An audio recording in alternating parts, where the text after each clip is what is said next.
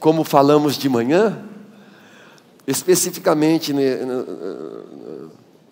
nesses 2 encontros de domingo aqui, no próximo, se o Pai permitir, nós estaremos falando e olhando a palavra de Deus sobre o Pentecostes, que é o batismo no fogo. Hoje de manhã a gente tratou, eu gostaria de convidar você que, por motivo de força maior, não pôde estar aqui. Vá lá, procure durante a semana aprender sobre o que é o Pentecostes. Nós usamos aqui todas as figuras do Velho Testamento. Jesus, quando ele tratou, ele veio anunciar as boas novas, ele usou os profetas, ele usou os salmos. O primeiro sermão da igreja, como nós veremos nessa noite, depois de levantado pelo Espírito Santo, Pedro usou todo o Velho Testamento para trazer a realidade para a vida da igreja. Estevão, o Marte, uma das maiores ministrações do Evangelho, na minha opinião, Joel, está lá em Atos capítulo 7, quando Estevão se torna um Marte, um diácono, e ele traz toda a história do passado para mostrar as realidades. Paulo usa 1 Coríntios capítulo 10 para mostrar a história de Israel no deserto, a sua saída do Egito. Ele fala lá que a pedra era Cristo, que a nuvem que os cobria durante o dia era Cristo, a coluna de fogo era Cristo. Diz que aquele povo se sentou para comer e beber e folgar inadvertidamente no momento errado. E diz lá que essas coisas todas foram escritas como figuras. Então, compartilhamos aqui, usamos e pegamos o calendário religioso, porque o povo judeu tem o calendário civil, que eles estão no ano 5.779 do calendário civil, e tem o calendário religioso de quando eles saíram do Egito, que foi no mês de Abib, no mês de abril. Então eles têm 2 calendários, e com diferença de 6 meses. Como eles se movem no calendário através do dia também lunar, há diferenças. Então, tudo isso, e Deus, na sua palavra, quando Ele se apresenta à humanidade, Ele tem encontros com a humanidade. Ele usou, e tem usado, e vai continuar usando, o calendário das 7 festas, que não são as festas dos judeus, mas são festas solenes do Senhor. Festas essas as quais nós não precisamos da sua liturgia, nós não precisamos das suas figurinhas, nós não precisamos dos elementos exteriores, mas são festas que apontam para o ministério de Jesus. Jesus é as 7 festas. As festas não têm a ver com aquilo que a gente entende de festas, mas são encontros sagrados, visitações do Senhor com a humanidade. Não poderei falar tudo, mas é necessário dizer-vos que depois de um ano que o povo sai do Egito, o Senhor estabelece as festas em Levítico 23. São 7 festas subdivididas em 3 temporadas. Certamente existiam outras datas, que eram as datas sagradas, que não eram contadas como festas, que começavam com o dia sagrado do sábado, e tudo aquilo como figura, porque Jesus é o nosso descanso, não é simplesmente um dia específico. Então, meus irmãos, nós estudamos aqui, vimos que coisa maravilhosa, extraordinária, que o cumprimento, que a Páscoa celebrada foi exatamente no calendário religioso judeu, que a ressurreição de Cristo foi exatamente ali, durante a celebração dos pães asmos e das primícias, no domingo de primícias, onde o feixe da cevada era apresentado no templo da agricultura e era movido. Naquele momento, Jesus estava ressuscitando. Jesus fica 40 dias com os discípulos, depois de mais 10 dias, eles ficam lá, debaixo da ordem de Jesus, de esperarem a descida do Espírito Santo. Pentecostes. Pentecostes para o judeu também era uma data específica que eles deveriam comparecer perante o Senhor, Cada judeu adulto deveria comparecer 3 vezes ao ano para celebrar as 3 temporadas. A primeira temporada, Paz, que compreendia Páscoa, pães asmos e primícia. A segunda temporada, com um só festival, Pentecoste e poder. E a terceira temporada, descanso, trombeta, expiação e tabernáculo. Ainda que essa terceira temporada de descanso, creio que ela ainda vai acontecer no sentido literal, mas hoje nós, a igreja, podemos desfrutar de todas essas festas, de todos esses festivais espirituais e esses encontros com o Senhor a cada dia. A primeira temporada, a Páscoa, trata da nossa justificação.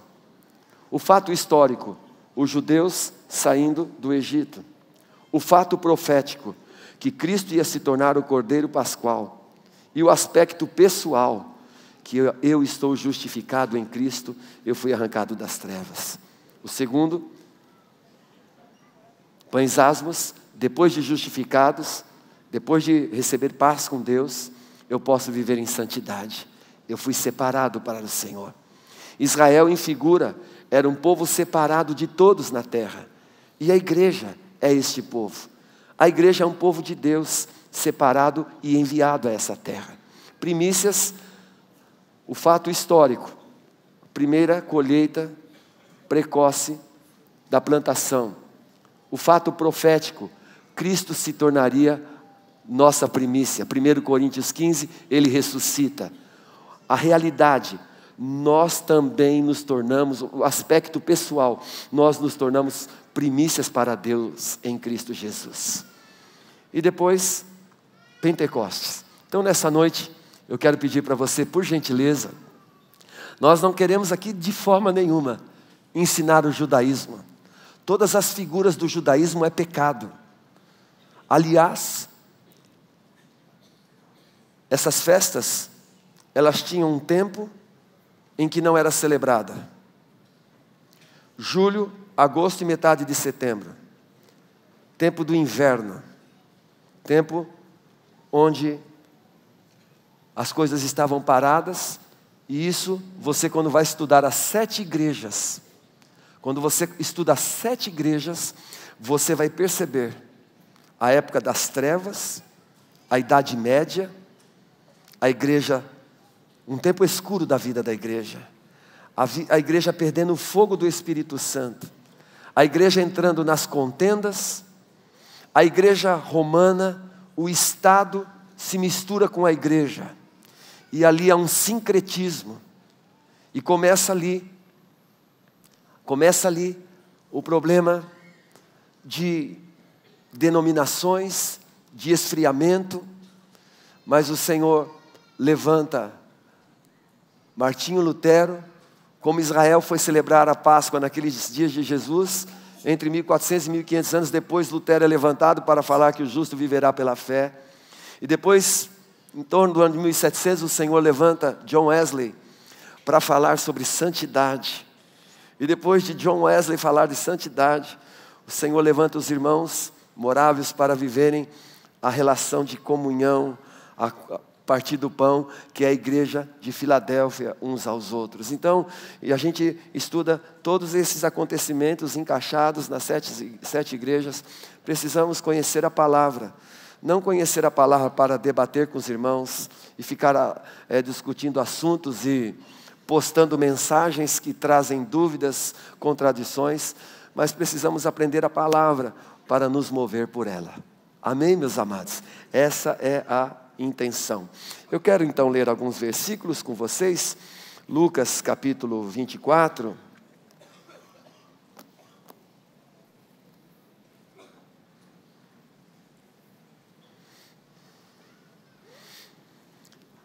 Lucas 24 trata da ressurreição de Jesus. Amém, amados?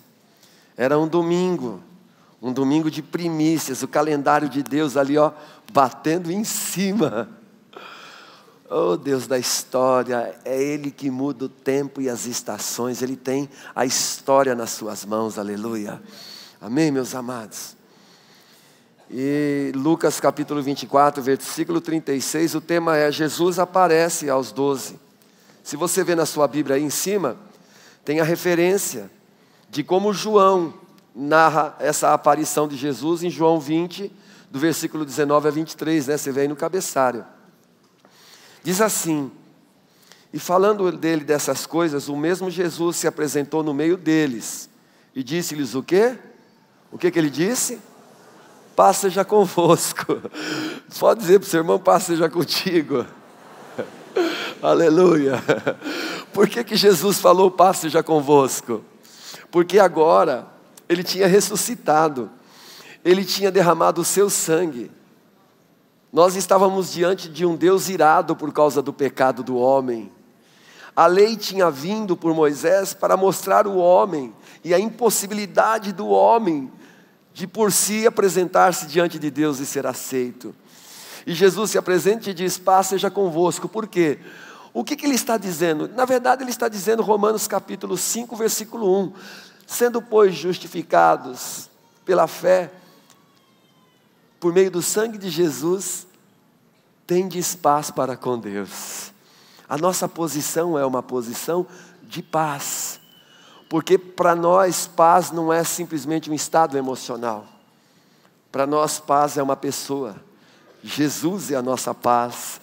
E ele disse paz. Se cumpre aqui Páscoa. Se cumpre aqui, de uma certa forma, pães asmos e primícias. Nos apresentamos diante dele. Eles estavam lá morrendo de medo, apavorados. O versículo 17 diz que eles estavam espantados e atemorizados, pensando que viam algum espírito. Jesus se apresenta. Versículo 44. Depois de Jesus comer diante deles, que mistério. João diz que ele entrou naquele lugar onde os discípulos estavam, pela parede. Ele ultrapassou a parede, mas agora ele vai comer pão, ele comeu pão. Versículo 44, e disse-lhes, são estas as palavras que vos disse, estando ainda convosco. Falando com os discípulos, depois de 3 anos de ministério. Convinha que se cumprisse, olha só, tudo o que de mim está escrito na lei de Moisés, nos profetas e nos salmos. Querido, a Bíblia é a palavra de Deus destinada ao povo dele a respeito de Jesus. O Velho Testamento não é do judeu, como o Novo Testamento não é do povo gentil. De Gênesis a Apocalipse, Deus está tratando com a humanidade, ainda que tenha usado por um tempo a figura de uma nação, os hebreus, os filhos de Abraão, de Isaac e de Jacó. Deus levanta Moisés como uma figura para tirá-los do Egito. Eles também, de uma certa forma, os hebreus trazem a figura da primícia. Diante das nações, eles eram uma primícia para Deus. E você verá todo esse movimento. Então nós não estamos aqui ministrando essas coisas para mostrar a importância de você ir a Israel, de você aplicar. Não estamos falando nada disso não. A realidade está em Jesus Cristo. Os que entrarão na vida eterna, tanto judeus como gentios, eles entrarão pela justificação pela fé, até porque Jesus quebrou a parede de separação. Não há judeu nem gentio, não há grego. Ele quebrou a parede de separação, desfazendo a inimizade. E diz a Bíblia que de ambos os povos fez um. Então, de uma certa forma, e Paulo fala isso, que filho de Abraão é aquele filho que nasceu de novo. Israel é o Israel de Deus. Jerusalém não é mais um lugar simplesmente físico, mas agora é um lugar espiritual, onde a igreja Jerusalém, onde o Senhor Jesus habita, a Jerusalém espiritual.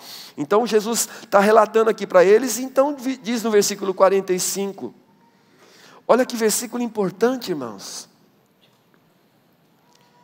Então abriu-lhes o entendimento para compreenderem as Escrituras. Eles andavam com Jesus 3 anos, noite e dia. Eles não compreenderam as Escrituras. Jesus falava. Por que eles não compreendiam as Escrituras? Em João 20, 19 e 23, conta como Jesus apareceu, diferentemente de Lucas, diz assim: e naquela manhã de domingo, onde os discípulos estavam reunidos, apareceu Jesus e disse: passe já convosco. E ele sopra e diz: recebei o Espírito Santo. E naquele momento os caras começaram a compreender. Imagina a cena. Aí eles começam a compreender Páscoa, que eles celebraram, tantos anos celebrando aquele ritual da Páscoa, pegando um cordeiro, levando diante do sacerdote, passando lá o sangue na porta, só vivendo a figura. E agora eles encontram a realidade, e eles encontram a realidade dos pães asmos, que é uma vida de santidade. Agora eles encontram a realidade, era um domingo de primícia, gente. O calendário ali religioso, litúrgico, daquilo que era uma figurinha de Deus, as coisas acontecendo e Deus batendo, porque o Senhor tem suas pancadas e os seus encontros históricos com a humanidade poderosos. Então, abriu-lhes o entendimento para compreenderem as Escrituras, compreenderem no sentido não intelectual. Depois de Jesus soprar, você vê na Bíblia a primeira menção de sopro em Gênesis capítulo 2. Então todas as vezes que você ver sopro na vida e vento, você verá que tem um sentido espiritual da vida de Deus vindo, da vida de Deus entrando e apoderando o homem. Por exemplo, a primeira menção da palavra Espírito está lá em Gênesis capítulo 1, versículo 2 e 3, fala de Espírito. O Espírito de Deus estava fora. E enquanto o Espírito Santo de Deus estava fora, enquanto a gente não se tornou habitação de Deus como a terra, nós éramos sem forma, vazio e em trevas. Quando o Espírito Santo de Deus, ele penetra no ser interior de uma pessoa, a palavra de Deus explode e ele recebe a fé. E essa pessoa que estava sem forma, vazio e em trevas, ele recebe um novo fundamento na sua vida. Ele sai do caos para a liberdade em Cristo Jesus. É lindo demais, não é, irmãos? Amado, leia a Bíblia. Eu sei que nesses dias de jejum, tem dia lá, que tem leituras enormes. Leia as devocionais.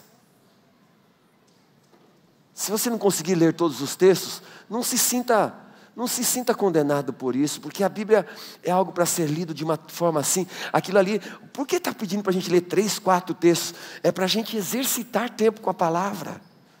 É para a gente tirar tempo com Deus mesmo. Mas você pensa que eu tenho tanto tempo na minha vida para isso?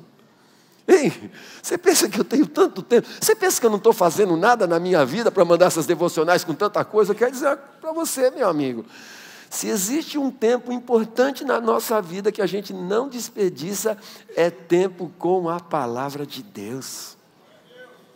É tempo com a palavra é uma pessoa, é Jesus. Então, versículo 45, novamente, abriu-lhes o entendimento para compreenderem as Escrituras. E disse-lhes: assim está escrito e assim convinha que o Cristo padecesse. Olha lá, morresse, Páscoa. E ao terceiro dia, ressuscitasse dos mortos, Páscoa, primícias. E em seu nome se pregasse o arrependimento e a remissão dos pecados em todas as nações, começando por Jerusalém. Versículo 48, significativo demais. Jesus afirmou que aqueles discípulos, dessas coisas vocês são testemunhas. Ou seja, vocês estão identificados com a morte e ressurreição. Eu creio, irmãos, que aqui, os discípulos, quando Jesus sopra, eles se tornam a habitação do Espírito Santo de Deus. Ali, quando Jesus sopra o Espírito, não é quando Jesus curou Lázaro, não foi na multiplicação dos pães, não, aquilo ali era só pregação, tudo, mas eles não tinham natureza, eles não tinham espírito, eles estavam mortos espiritualmente. Por isso que Pedro não teve jeito, negou mesmo.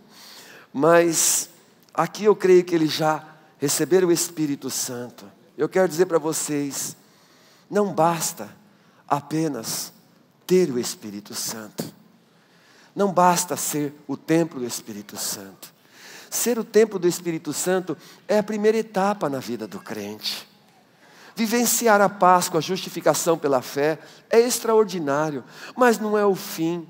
O nosso novo nascimento e a nossa justificação, querido, não é o fim. É o início, é o primeiro passo da nossa história, relevante de amor, de paixão eterna com aquele que nos amou eternamente. Versículo 49 diz, olha só Jesus, eis que sobre vós envio a promessa de meu Pai. Qual seria a promessa do Pai?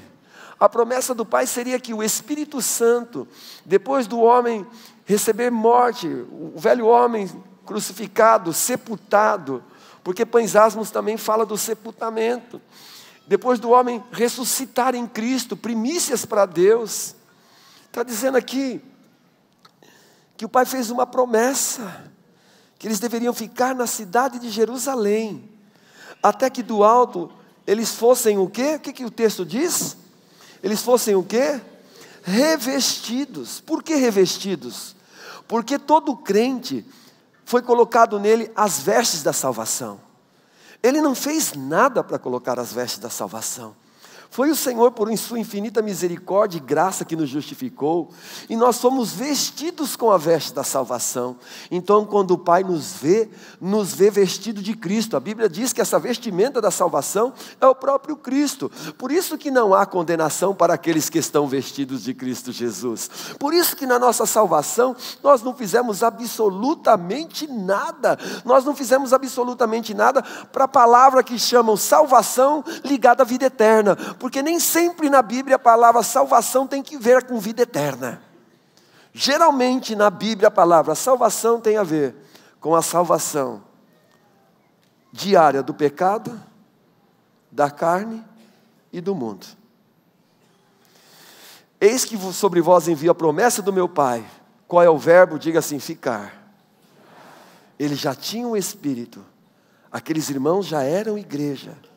Naquele domingo de primícias, o Senhor disse, fiquem na cidade de Jerusalém, até que do alto vocês se, o quê? Revistam, veste de salvação, se revistam, tem algo mais, porque agora começa a vida de vocês, e para vocês se revestirem, vocês precisam dar o quarto passo. O primeiro passo já está aí. Vocês são justificados, Páscoa. Vocês são a nação santa, o povo adquirido por Deus, Pães Asmos. Fomos arrancados do mundo. Não temos mais o fermento, a mistura. Paulo trata sobre isso em 1 Coríntios 5. Paulo diz que nós devemos celebrar a Páscoa, celebrar não com o fermento levedado, aquilo que incha, aquilo que corrompe, mas com o pão asmo. João 6 diz que Jesus é esse pão. Aleluia, diga aleluia. É impressionante tudo isso. E diz, vocês fiquem até que do alto sejais revestidos de poder. De poder. Não é ser revestido de poder para entrar na vida eterna. Só é revestido de poder quem já está na vida eterna. Só é revestido quem já está com as vestes da salvação. Por isso que a Bíblia diz, necessário vos é nascer de novo. Tudo começa com o nosso encontro da graça de Deus, nos justificando de todo o pecado. E aí a gente vai lá para Atos, irmãos. E esse mesmo Lucas, o médico Lucas, ele escreve, e ele começa o livro de Atos, trazendo a memória, o que Jesus disse aqui, ó. Versículo 1, fiz o primeiro tratado, ó Teófilo, acerca de tudo que Jesus começou não só a fazer, mas a ensinar, até o dia em que foi recebido em cima. Depois de ter dado mandamentos por quem? Mandamentos por quem? Pelo Espírito Santo. Irmãos, esse homem aqui é o mesmo que escreveu o Evangelho de Lucas, era um médico. Se você estudar a palavra, você verá que o Evangelho de Lucas apresenta Jesus como o Filho do homem, o Deus que se faz um homem. Nos primeiros 4 capítulos de Lucas, é mencionado 11 vezes a pessoa do Espírito Santo. 11 vezes a respeito de Jesus. No seu batismo, a voz do Espírito Santo, ele gerado pelo Espírito no ventre de Maria, ele sendo levado ao deserto pelo Espírito Santo, Deus que se faz um homem, movido pelo Espírito Santo, ele entra na sinagoga, e pelo poder do Espírito Santo, abre lá e lê, e fala, hoje se cumpriu esse dia, o Espírito do Senhor Deus está sobre mim. E aí ele está dizendo assim, discípulos, vocês precisam ficar em Jerusalém, porque eu vou para o Pai, mas voltarei no Espírito, e é necessário agora que como eu, vocês sejam cheios, diga cheios, vocês precisam ser cheios. Então, Páscoa, pães asmos, primícias, pães asmos, santidade, 7 dias, totalidade da vida do crente. Agora, a segunda temporada, Pentecostes, poder, paz, poder e descanso. Jesus disse, eis que vos dou poder e autoridade. Poder, poder para quê? Poder para viver na terra. Poder para viver na terra como baseado naquilo que eu sou, justificado, vida de santidade. E o que acontece? Ele está narrando. Versículo 4, estando com eles, determinou-lhes que não se ausentasse de Jerusalém. É mais ou menos assim, vocês já estão justificados, a minha morte e ressurreição, você já tem o testemunho, mas não adianta vocês quererem fazer nada com as vestes da salvação apenas. Vos é necessário a veste de poder. Veste de poder é a armadura de Deus, para andar nessa terra, para guerrear as guerras do Senhor.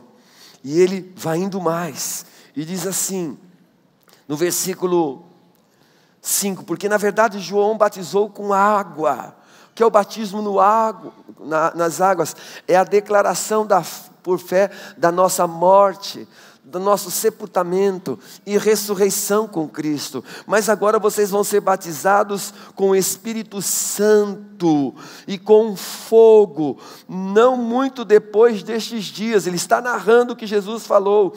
Aqueles, pois, que estavam reunidos perguntaram, dizendo, Senhor, restaurarás tu nesse tempo o reino de Israel? Ou seja, tu és o rei que viria para nos livrar politicamente, socialmente, economicamente, culturalmente, civilmente, mentalidade terrena.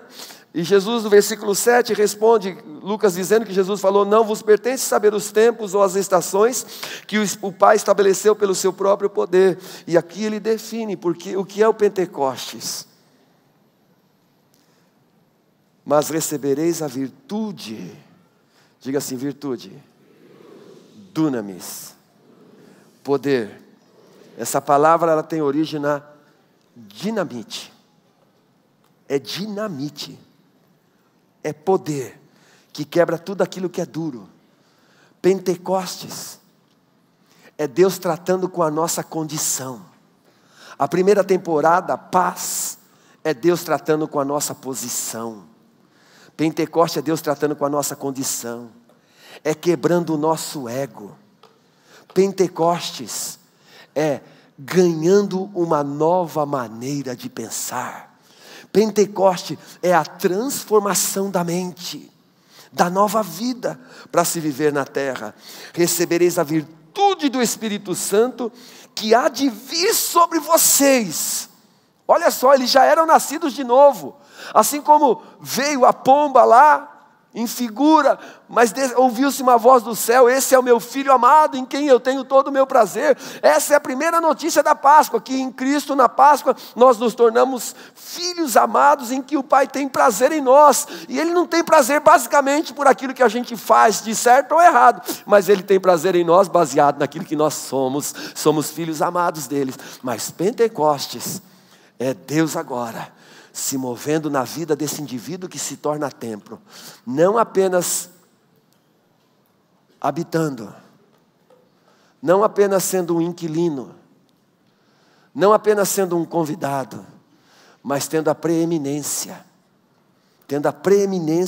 na vida do outro. Pentecostes agora é Deus se tornando dono. Nós somos a propriedade de Deus e agora somos movidos por Ele. Recebereis a virtude do Espírito Santo que há de vir sobre vós, e vocês serão minhas testemunhas. A obra do Espírito Santo, o revestimento do Espírito Santo de poder, tem a ver com a capacitação para relatar fatos. Os fatos de Cristo. Poder para relatar. Poder para pregar o Evangelho. Poder para anunciar. Poder para ser um instrumento do ministério da reconciliação. Para ser testemunha. É para isso que o Espírito Santo de Deus veio. Tanto em Jerusalém como em toda a Judéia e Samaria e até os confins da terra. Capítulo 2, versículo 1. Irmãos, olha isso. Olha se a gente não tem que estudar toda a Bíblia. Olha como começa o versículo 1. Cumprindo-se os dias de Pentecostes. Que Pentecostes?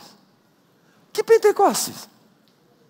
A celebração de Israel de uma grande colheita. Era a grande celebração de Israel, 50 dias após primícias, 7 semanas, 49, no dia seguinte, Pentecostes. A grande celebração da colheita abundante de Deus. Israel lotado de gente para celebrar a figura de tudo aquilo. Tenta imaginar, irmãos. Gente fazendo festa para lá e para cá, comprando, vendendo, comendo. O povo Israel tinha abandonado os caminhos do Senhor. Todas aquelas figuras se tornaram religiosidade, misturas. E diante de tudo aquilo, diz o texto, Deus bate um encontro. O povo aproximadamente de 1.400 a 1.500 anos. Eu falo isso, irmãos, para não ser categórico, naquilo que irmãos têm dúvidas do calendário, tá bom? Mas o povo comemorando desde o Egito, essas celebrações por milhares de anos. As figuras, naquele dia, cumprindo-se o dia de Pentecostes. Olha que coisa linda esse versículo. Estavam todos reunidos. Diga assim, reunidos. E você vai ver que um dos maiores poderes para alguém ser cheio do Espírito Santo é viver em reunião. Todos reunidos. A Bíblia diz tão claramente em Efésios que falando entre nós com salmos e hinos e cânticos espirituais, com ações de graças no nosso coração, assim nós seremos cheios do Espírito Santo. Irmãos, não banalize nossas reuniões, não banalize os nossos tempos, nossas comunhões, não banalize, há poder de Deus. Oi, amado, beleza? Vai lá com o Ednei, tá bom, querido? Tá bom, Ednei é lindo, né? Olha a camisa dele. Vai lá com ele, vai. Isso. Que bom que ele está aqui com a gente, né, irmãos? Que maravilha. Que maravilha. Eu creio que pode haver um mover de Deus poderoso na vida dele numa hora dessa. As faculdades começam a ser colocadas nos seus devidos lugares. Há esperança. Amém? Estavam todos reunidos no mesmo lugar. Todos quem? 120 irmãos. O que aqueles irmãos eram? Primícias para Deus. O povo voltou para suas atividades, voltou para o seu viver diário. Foram 3 anos de muita agitação em Jerusalém, por conta dos milagres, morto andando como vivo, pão que se multiplica, peixe.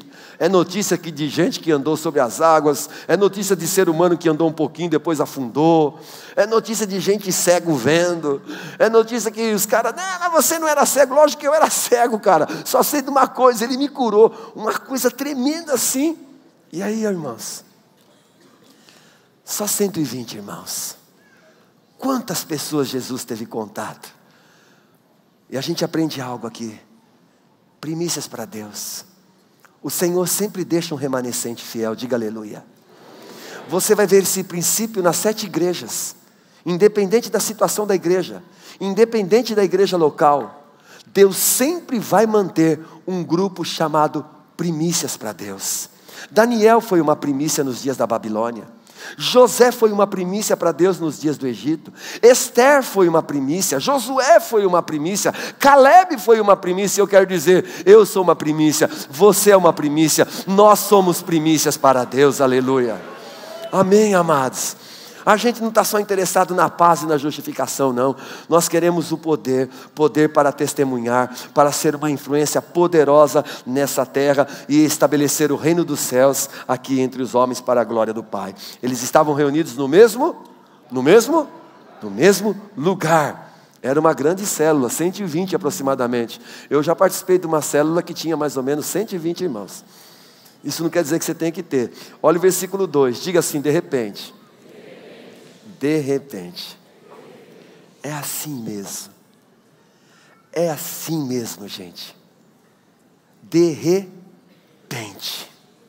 Só porque você creu na palavra de Jesus e ficou. E obedeceu. De repente veio do céu um som. Olha só. Um som. Como? Semelhante.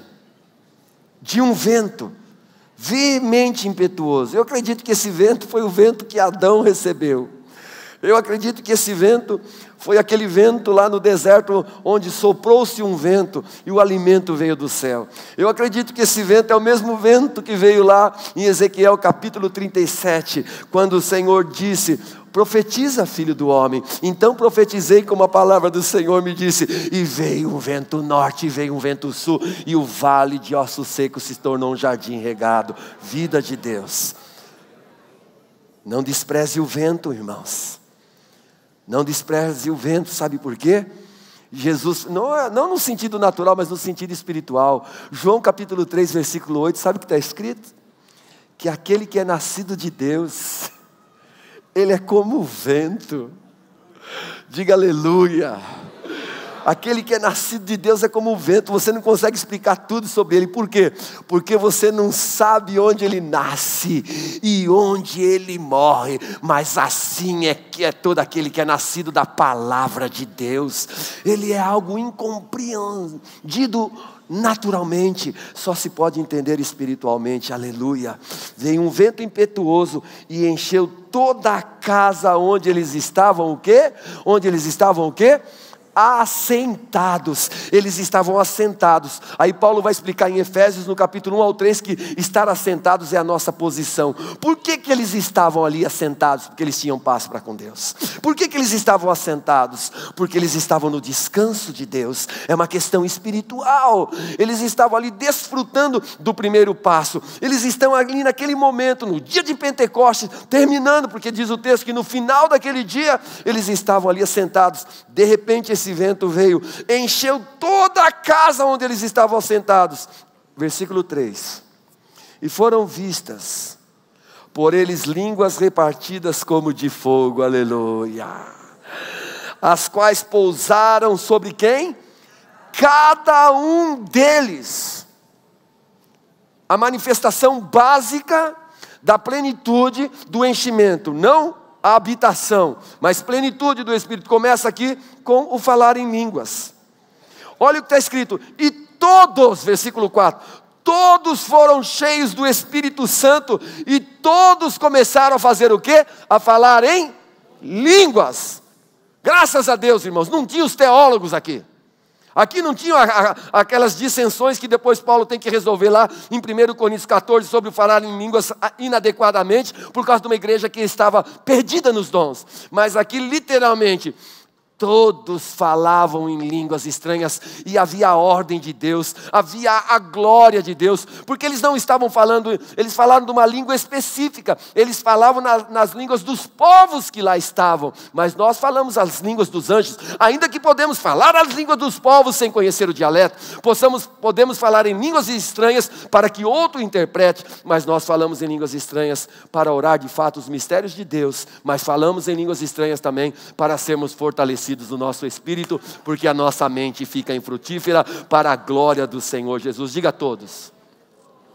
Olha para o seu irmão e diga a todos. Sem exceção. Foram cheios do Espírito Santo. Irmãos, nós estávamos adorando aqui, eu estava sorrindo à toa. Eu estava sorrindo à toa, porque quando você lê a Bíblia, você tem que trazer a cena. Imagina Pedro, um judeuzão daquele tipo lá, que depois lá em Gálatas Paulo tem que repreender ele, porque ele era da graça, mas ainda tinha os costumes da lei. Aí Pedro vai lá na casa de Cornélio, um gentil, um homem temente a Deus. Ele tem uma visão e vai. Aí ele chega lá, e Pedro com toda... Eu acho que ele já tinha arrebentado lá no primeiro sermão que a gente vai ver aqui. 15 mil almas se converteram. Era o cara do sermão, cheio do poder de Deus. Ele chega na casa de Cornélio, quando ele vai começar a falar a palavra de Deus. Um povo gentil. Sabe? A Bíblia diz que o Espírito Santo veio. Desceu. O texto é desceu. Porque é do alto, é do céu. Não é coisa de homem, não é coisa da terra, não é coisa do diabo, é coisa divina. Desceu do céu e pousou. E diz o texto assim: e todos os que estavam reunidos na casa de Cornélio falaram em línguas estranhas. Aí Pedro ficou: hã? Ele falou: nossa, isso aqui também é para os gentios. E ali no caso, depois as pessoas foram batizadas, por terem sido cheias do Espírito Santo de Deus. Que coisa linda, começaram a falar em outras línguas, conforme o Espírito Santo lhes concedia que falassem. Versículo 11 diz que eles falavam das grandezas de Deus. Falavam das obras de Deus. Por quê?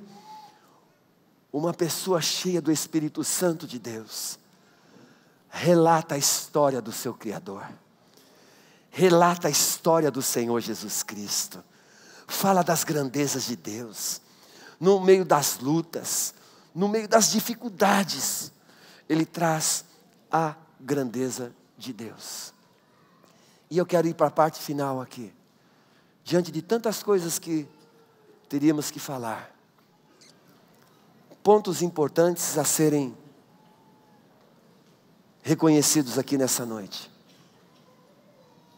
Primeiro ponto: um crente que tem um Espírito, e porque ele tem um Espírito, ele fica ali, ele tira tempo com a palavra, ele tira tempo em oração, tempo em adoração, foco, ele começa a arder no fogo do Espírito Santo.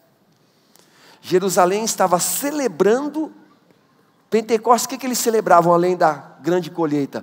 Eles celebravam o Pentateuco, Moisés no Monte Sinai. Eles sabiam que Moisés teve uma experiência no fogo. Moisés, tira as sandálias dos teus pés, porque tem fogo. O lugar que você está pisando, cara, é de fogo, é de dunamis, é de poder. E olha o que aconteceu, irmãos. Já falei disso aqui várias vezes. Pedro já era um crente aqui. Ele já tinha um Espírito. Mas ele ficou. E porque ele ficou, ele pôde se levantar. O primeiro ponto. Quando nós vivemos nessa plenitude do Espírito Santo, nós nos colocamos em pé. O Espírito Santo coloca a gente de pé, irmãos. Adão era um bonequinho, é a figura daquilo que Cristo ia fazer. Enquanto Deus não soprou em Adão, ele era um bonequinho bonequinho de barro. Ele era um bonequinho de barro que não podia se mover, não podia fazer nada. O Senhor soprou nas suas narinas o fôlego de vida. É uma analogia daquilo que ele iria fazer. Gênesis capítulo 2, nós estamos aqui em Atos 2, é a segunda criação de Deus. E Deus sopra sobre aqueles irmãos, sopra sobre Pedro. E como Adão, ele se coloca em pé. Só que agora ele não é uma alma vivente, ele é uma alma vivente, Pedro. Mas ele também é um espírito vivificante. Ele é o segundo do homem do céu, agora cheio do Espírito Santo de Deus. Ele se coloca em pé. Olha que coisa linda. Não sozinho, mas com um corpo. Ele se coloca em pé com os 11. Levantou a voz. Um crente cheio do Espírito Santo, ele levanta a sua voz. Mas ele levanta a sua voz em autoridade. Esse levantou a sua voz aqui, não é a falta do controle do Espírito Santo, não. Ele levanta a sua voz e diz: varões judeus, que habitais em Jerusalém. Imagina isso, gente. Todas aquelas celebrações do Pentecoste, anos e anos e anos. Ele, Pedro, varões judeus, seja-vos notório, escutai as minhas palavras. Esses homens não estão embriagados como vós pensais, sendo esta a 3ª hora do dia. Mas isto é o que foi dito pelo profeta Joel. Nossa! Quando o profeta Joel profetizou, irmãos, Israel como uma figura de um povo, primícias de Deus, tinha abandonado a sua relação com o Senhor. A terra não produzia o seu fruto. Eles plantavam e não colhiam.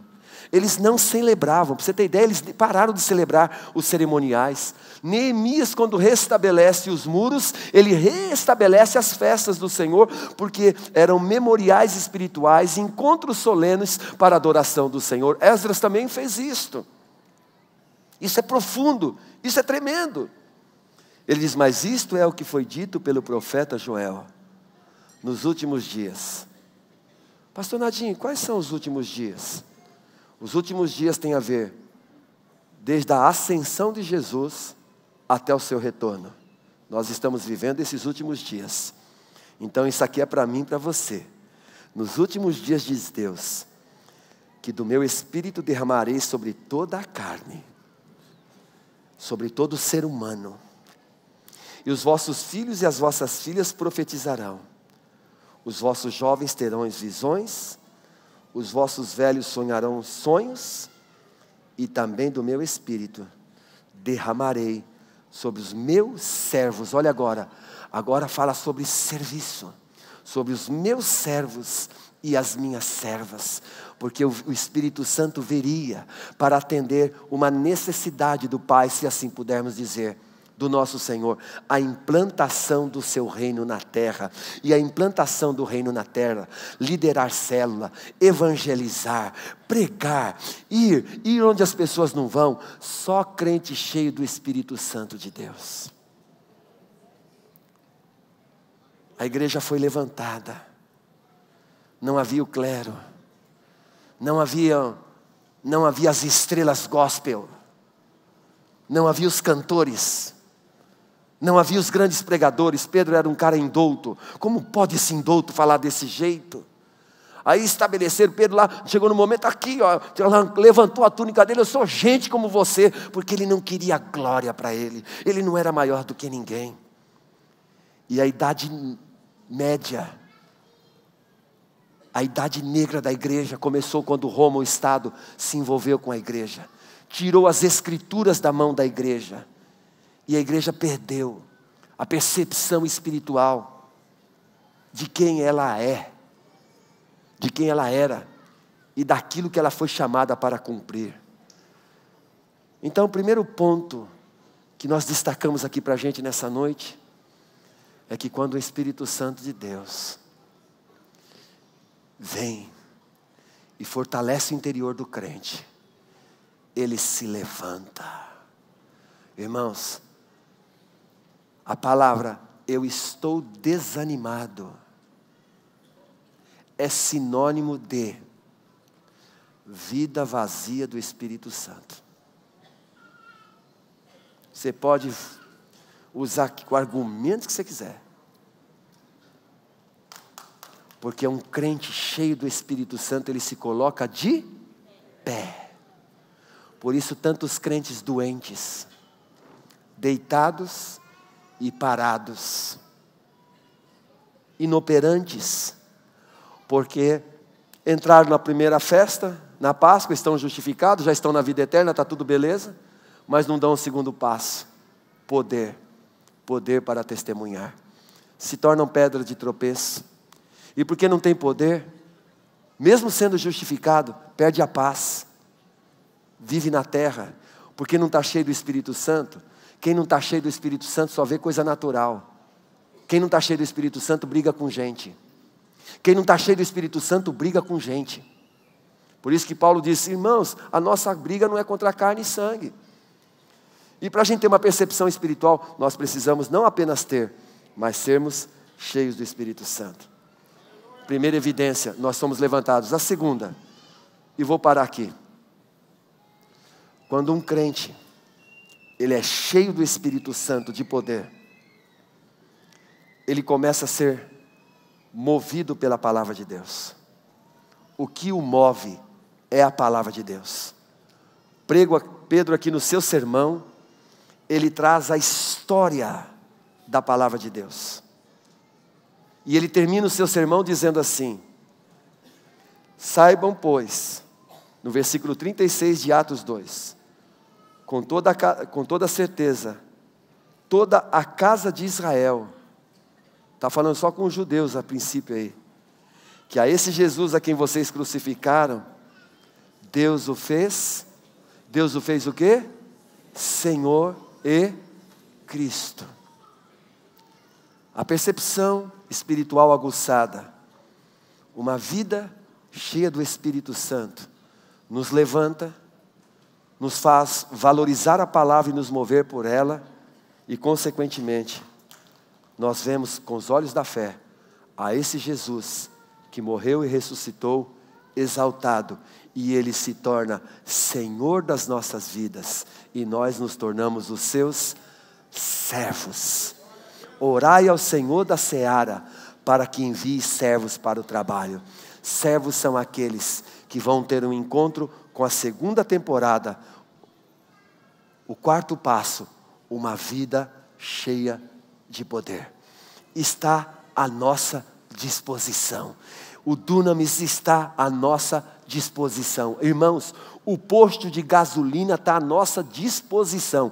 Vai lá, enche o tanque de poder. As dinamites espirituais estão todas prontas. Vamos nos encher de poder, porque nós cheios de poder, quando nós nos levantarmos, mencionarmos a palavra de Deus, sabe o que vai acontecer? Acontece aqui em Atos 3. O que faremos diante disso? Oh, arrependei-vos e convertei-vos, para que sejam apagados os vossos pecados, e venha assim o tempo de refrigério pela presença de Deus. Amém, amados? Em nome de Jesus. Amém.